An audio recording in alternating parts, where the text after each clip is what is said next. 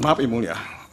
Anissa Ismail adalah advokat muda yang mendapatkan gelar Master of Arts dari Faculty of Law University of Cambridge di Inggris dan juga dari University of Utrecht di Belanda dengan predikat summa cum laude.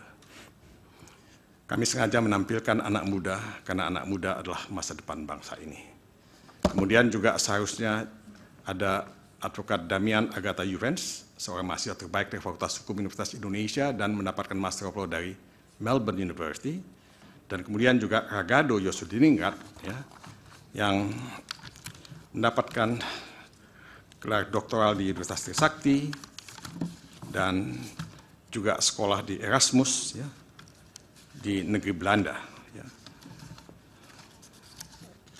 Nah, tapi karena Majelis Hakim memberikan hanya kesempatan kepada satu pembaca lagi, kami persilahkan Saudara Anissa Ismail. Masih bisa dua. Dua lagi? Ya, tapi ya karena kalau dua, yang satu nggak ikut membaca, saya silakan hanya satu, Yang Mulia. Dipersilakan. Yang dua mungkin akan mendampingi di sebelahnya. Silakan. Terima kasih Yang Mulia. Silakan Anissa. Izin Yang Mulia. Bagian mengenai kewenangan Mahkamah Konstitusi Republik Indonesia untuk mengadili perselisihan ini kami anggap dibacakan. Begitu juga penjelasan mengenai kedudukan hukum pemohon. Penjelasan mengenai tenggang waktu pengajuan permohonan juga kami anggap dibacakan. Sehingga kami mulai dengan membaca pokok perkara. Perhitungan suara yang dilakukan oleh termohon adalah keliru, karena seharusnya paslon 2 tidak mendapatkan suara sama sekali. Hal ini dikarenakan suara paslon 2 diperoleh dengan melanggar asas-asas pelaksanaan pemilu sebagaimana diatur dalam pasal 22E ayat 1 Undang-Undang Dasar 1945 serta merusak integritas Pilpres 2024 dengan dua cara. Satu, melakukan pelanggaran yang bersifat TSM, dan kedua, melakukan pelanggaran prosedur pemilu. Bentuk pelanggaran yang bersifat TSM yang pemohon permasalahkan dalam permohonan akuo adalah nepotisme yang dilakukan oleh Presiden Joko Widodo yang kemudian melahirkan abuse of power secara terkoordinasi yang bertujuan untuk memenangkan pasangan calon nomor urut 2 dalam satu putaran pemilihan.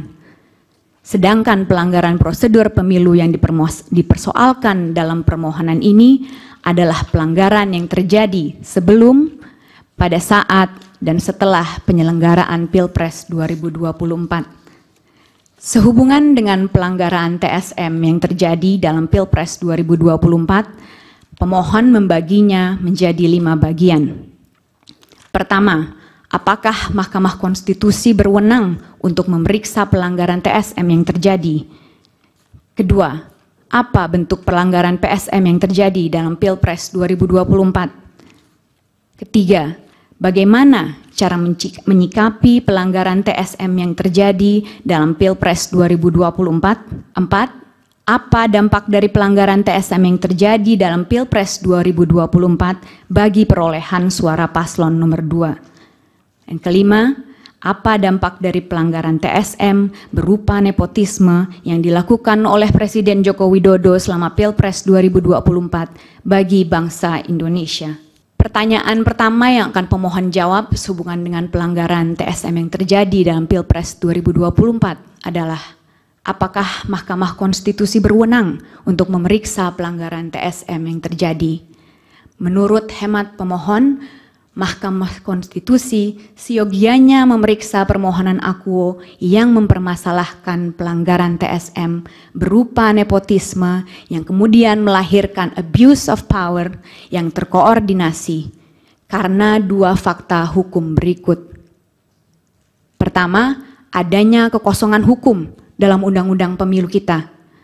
Dan kedua, adanya instrumen penegakan hukum pemilu yang tidak berjalan secara efektif. Pertama, Undang-Undang Pemilu tidak mengatur mengenai nepotisme yang dilakukan oleh Presiden sebagai bagian dari pelanggaran TSM, karena Undang-Undang Pemilu hanya mengenal 2 jenis pelanggaran TSM.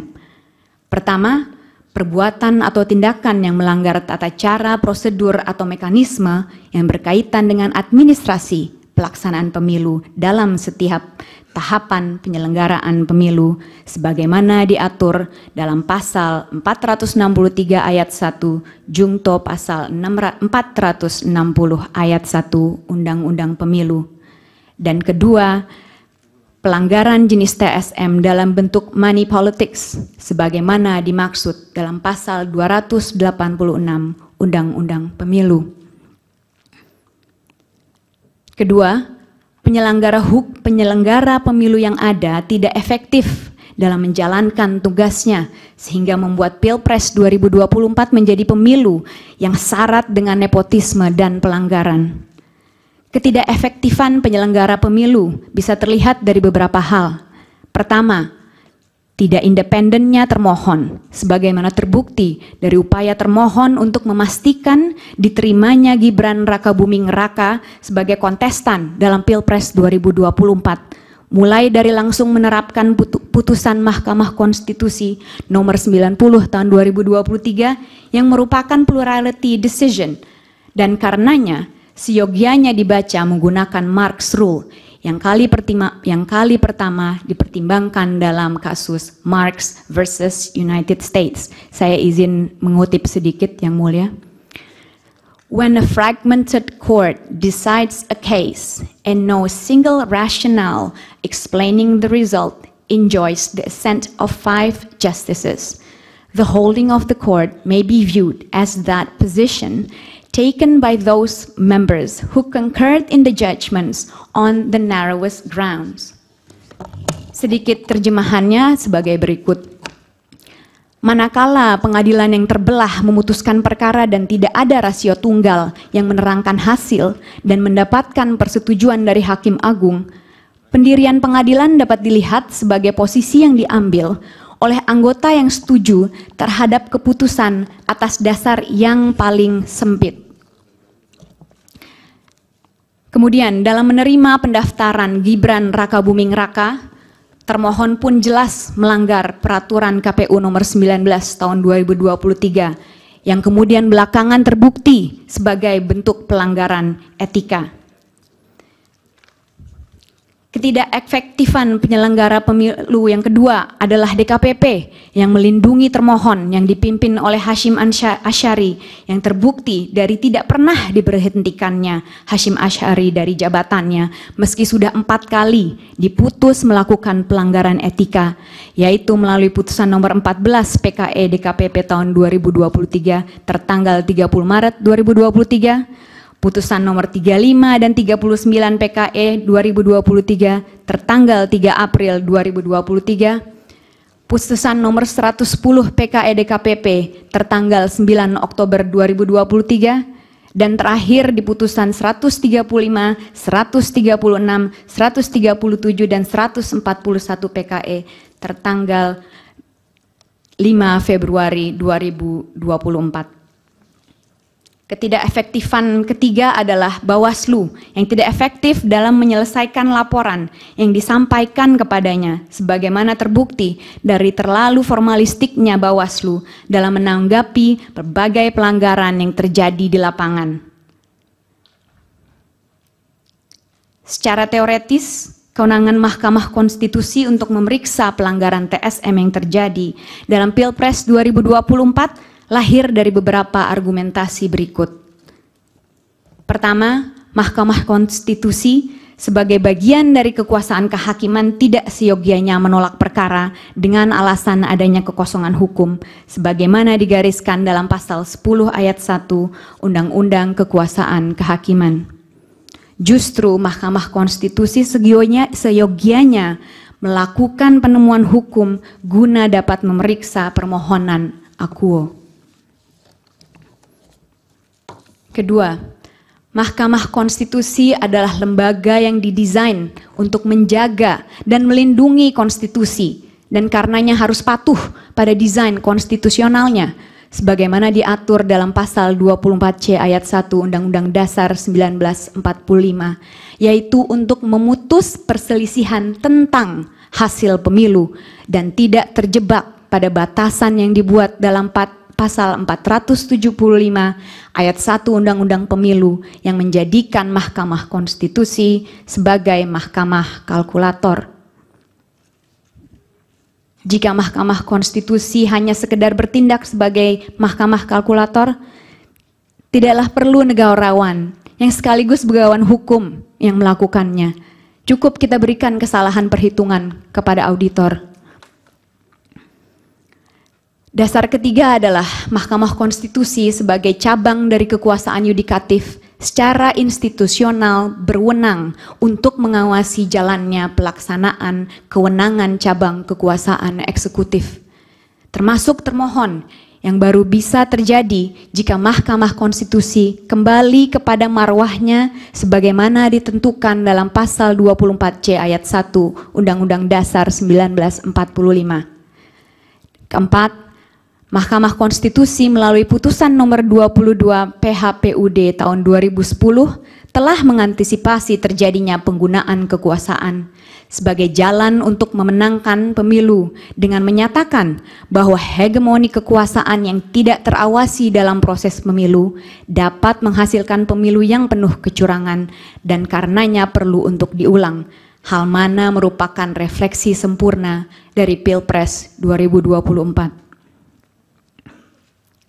Jika Mahkamah Konstitusi berkeras bahwa dirinya hanya berwenang untuk memeriksa hasil penghitungan suara yang mempengaruhi terpilihnya pasangan calon, maka sama saja Mahkamah Konstitusi melegitimasi kecurangan dalam proses pemilihan umum. Pesan yang akan diberikan dari ini adalah, berbuat curanglah, securang-curangnya, sehingga selisih suaranya begitu besar, niscaya Anda akan memenangkan pemilu. Karenanya, Mahkamah Konstitusi harus keluar dari zona nyamannya dan masuk ke area yang lebih luas demi kepentingan demokrasi yang ditegakkan atas dasar kejujuran dan keadilan. Mahkamah Konstitusi perlu kembali pada desain konstitusional awal yang ditetapkan baginya, yaitu untuk memutus perselisihan tentang hasil pemilu. Hanya dengan demikianlah Indonesia memiliki kesempatan untuk menyelamatkan demokrasinya. Pertanyaan kedua yang pemohon akan jawab sehubungan dengan pelanggaran TRSM adalah, apa saja bentuk pelanggaran TSM yang terjadi dalam Pilpres 2024? Pelanggaran TSM yang dipermasalahkan dalam permohonan aku adalah nepotisme yang melahirkan abuse of power terkoordinasi yang dilakukan oleh Presiden Joko Widodo semata-mata demi memastikan agar paslon 2 memenangkan Pilpres 2024 dalam satu putaran. Sehubungan dengan pembuktian mengenai ada tidaknya nepotisme, maka penting untuk melihat standar beban pembuktian sehubungan dengan perkara PHPU di Mahkamah Konstitusi, sebagaimana dimuat dalam putusan nomor 1 PHPU Pres tahun 2019, yaitu beban pembuktian formil yang mana beban pembuktian awal dibebankan kepada pemohon dan kemudian beralih kepada termohon. Jikapun yang dimaksud oleh Mahkamah Konstitusi dalam putusan tersebut bukanlah pembuktian formil atau balance of probabilities, karena perkara PHPU bukan perkara perdata, maka beban pembuktiannya pun sudah barang tentu berada di bawah standar pembuktian pidana, yaitu beyond reasonable doubt. Pendekatan beban pembuktian semacam ini yang berada di atas balance of probabilities namun di bawah beyond reasonable doubt digunakan di berbagai negara di dunia dalam memeriksa perkara sehubungan dengan pemilihan umum. Dua contoh yang bisa diberikan sehubungan dengan standar pembuktian ini adalah di Malawi dan di Kenya, yang mana pertimbangan di Kenya adalah sebagai berikut. We maintain that in electoral disputes, the standard of proof remains higher than the balance of probabilities, but lower than beyond reasonable doubt. Terjemahan tidak resminya adalah bahwa pengadilan menyatakan bahwa dalam perselisihan pemilihan umum, beban pembuktian tetap lebih tinggi dari balance of probabilities, tapi itu juga tetap lebih rendah dari beyond reasonable doubt.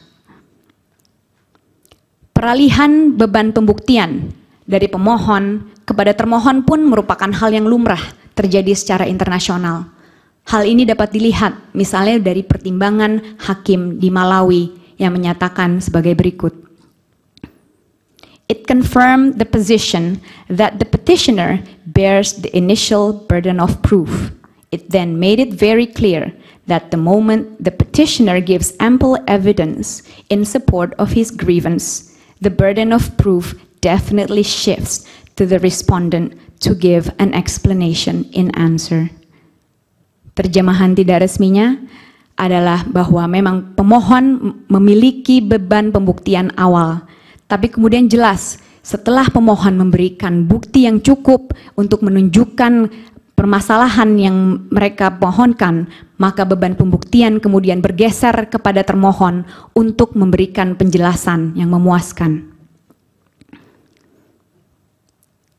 Nepotisme yang dilakukan oleh Presiden Joko Widodo dapat diklasifikasikan menjadi 3 skema. Skema pertama, nepotisme yang dilakukan guna memastikan Gibran Rakabuming Raka memiliki dasar untuk maju sebagai kontestan dalam Pilpres 2024 yang dimulai dari dimajukannya Gibran Rakabuming Raka sebagai calon wali kota Surakarta.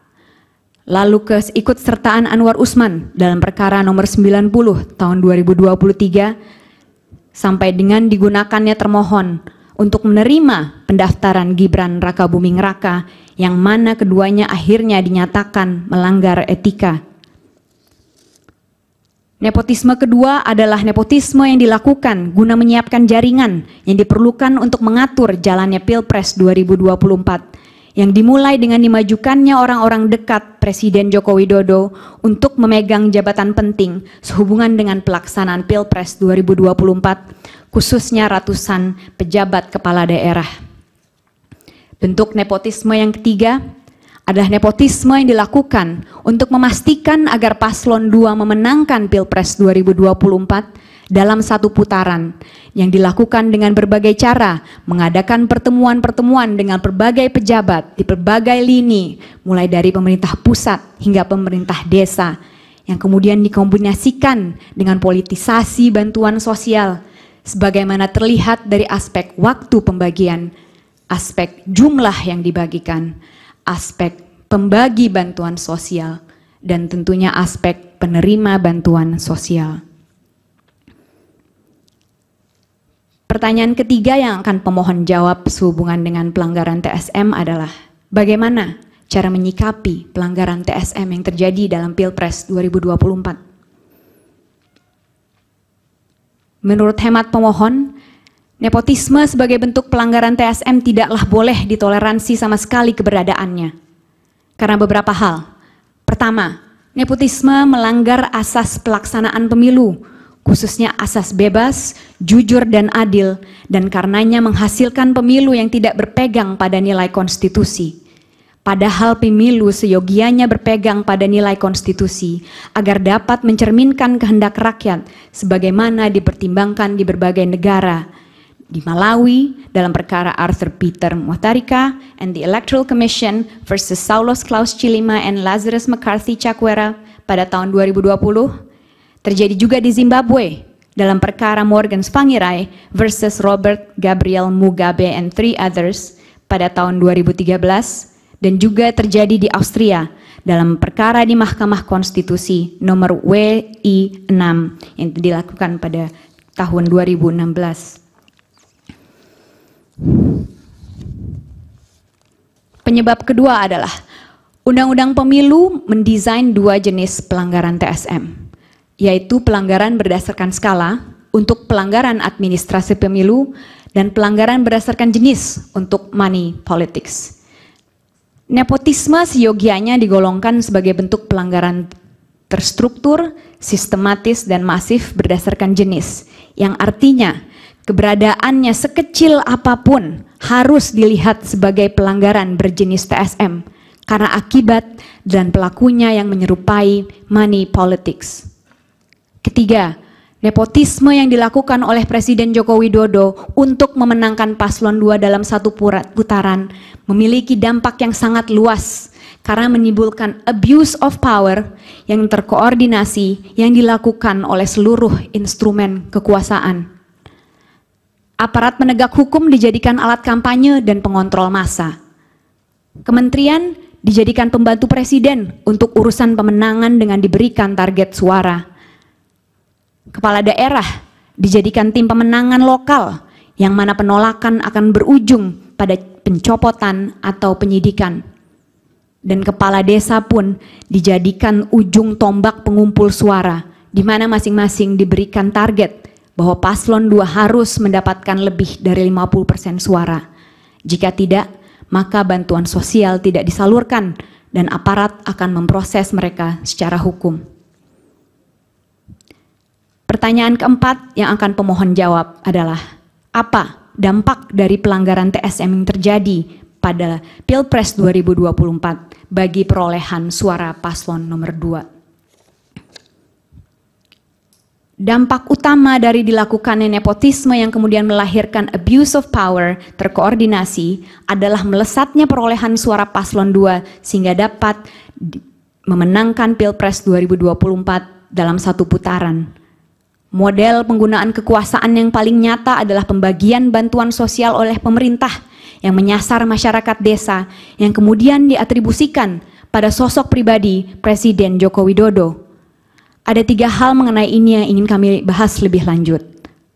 Pertama, bantuan sosial yang diberikan secara spesifik menyasar masyarakat desa dengan memanfaatkan kepala desa yang menurut kajian Edward Aspinall dan Ward Barenschot sebagai penghubung antara masyarakat dengan negara yang bisa secara efektif mempengaruhi preferensi pilihan masyarakat desa. Hal ini dibuktikan lebih lanjut melalui survei LSI pasca Pilpres 2024. Hal kedua adalah bantuan sosial diatribusikan kepada sosok pribadi Presiden Joko Widodo, sebagaimana dinyatakan oleh Ketua Umum PAN yang merangkap sebagai Menteri Perdagangan Zulkifli Hasan maupun Ketua Umum Partai Golkar yang merangkap sebagai Menteri Koordinator Bidang Perekonomian Airlangga Hartarto. Hal ini seolah diafirmasi dengan pembagian bantuan sosial langsung oleh Presiden Joko Widodo di berbagai lokasi di seluruh penjuru Indonesia. Ketiga, pengatribusian Presiden Joko Widodo kepada paslon 2 yang terbukti dari pernyataan Ketua Umum PAN yang merangkap sebagai Menteri Perdagangan Zulkifli Hasan yang menyatakan bahwa program bantuan sosial berasal dari Presiden Joko Widodo dan karenanya perlu untuk memilih Gibran Rakabuming Raka selaku anak dari Presiden Joko Widodo, maupun pernyataan Gibran Rakabuming Raka untuk melanjutkan seluruh program Presiden Joko Widodo yang ada, termasuk bantuan sosial. Dengan pengatribusian ini, maka terjadi penjangkaran atau anchoring di benak masyarakat bahwa pasangan calon nomor 2 adalah pasangan calon yang dipilih oleh Presiden Joko Widodo, sebagaimana terbukti dari survei yang dilakukan Populi Center yang menemukan bahwa mayoritas responden atau sekitar 55,7% menilai paslon 2 paling mampu melanjutkan program Presiden Joko Widodo. Bahkan elektabilitas Prabowo Subianto meningkat dengan kehadiran Gibran Rakabuming Raka sebagai calon wakil presiden dari Prabowo Subianto. Presiden Joko Widodo menguatkan persepsi publik mengenai keberpihakannya kepada paslon 2 dengan tidak menyangkal dan tidak mengklarifikasi keberpihakannya. Bahkan Presiden Joko Widodo bersikeras bahwa ia berhak untuk berkampanye dan berpihak, sebagaimana disampaikannya pada tanggal 27 Januari 2024 saat sedang berdiri bersama dengan Prabowo Subianto. Yang mulia Hakim Mahkamah Konstitusi, pertanyaan kelima yang akan pemohon jawab adalah apa dampak dari pelanggaran TSM berupa nepotisme yang dilakukan oleh Presiden Joko Widodo selama Pilpres 2024 bagi bangsa Indonesia. Ada 3 dampak nyata yang terjadi akibat nepotisme yang dilakukan oleh Presiden Joko Widodo. Pertama, rusaknya demokrasi di Indonesia karena kontestasi politik yang terjadi bukan lagi kontestasi yang sehat, melainkan hanya kedok untuk menempatkan orang yang dikehendaki menuju ke kursi kekuasaan. Hal ini melanggar maksim Vox Populi Vox Dei, memunculkan apatisme pemilih dan mendegradasi kepercayaan publik pada institusi pemerintahan yang ada. Dampak kedua, munculnya pertunjukan bobroknya etika politik oleh penguasa dengan adanya nepotisme dan abuse of power yang dilakukan oleh Presiden Joko Widodo. Ada 3 sumber etika yang dilanggar oleh Presiden Joko Widodo. Etika politik yang bersumber dari hukum, khususnya Undang-Undang Administrasi Pemerintahan dan Undang-Undang Penyelenggaraan Negara Bebas KKN. Etika politik yang bersumber dari tujuan bernegara, dan juga etika politik yang bersumber dari sumpah jabatan presiden. Pelanggaran etika ini faktanya memicu reaksi keras, tak hanya dari sivitas akademika, namun juga dari pemuka agama serta elemen masyarakat lainnya yang sayangnya semuanya diabaikan. Dampak ketiga dari nepotisme ini adalah munculnya pelanggaran lanjutan sebagai akibat dari contoh pelanggaran yang dilakukan atau bahkan instruksi yang disampaikan oleh Presiden Joko Widodo. Abuse of power yang dilakukan selama Pilpres 2024 tersebar di hampir seluruh pelosok Indonesia yang dilakukan oleh Polri, TNI, kementerian dan lembaga, pemerintah daerah, dan bahkan pemerintah desa. Hal ini sudah mendapatkan sorotan khusus dari Komnas HAM di dalam catatan Komnas HAM atas penyelenggaraan pemilu serentak 2024.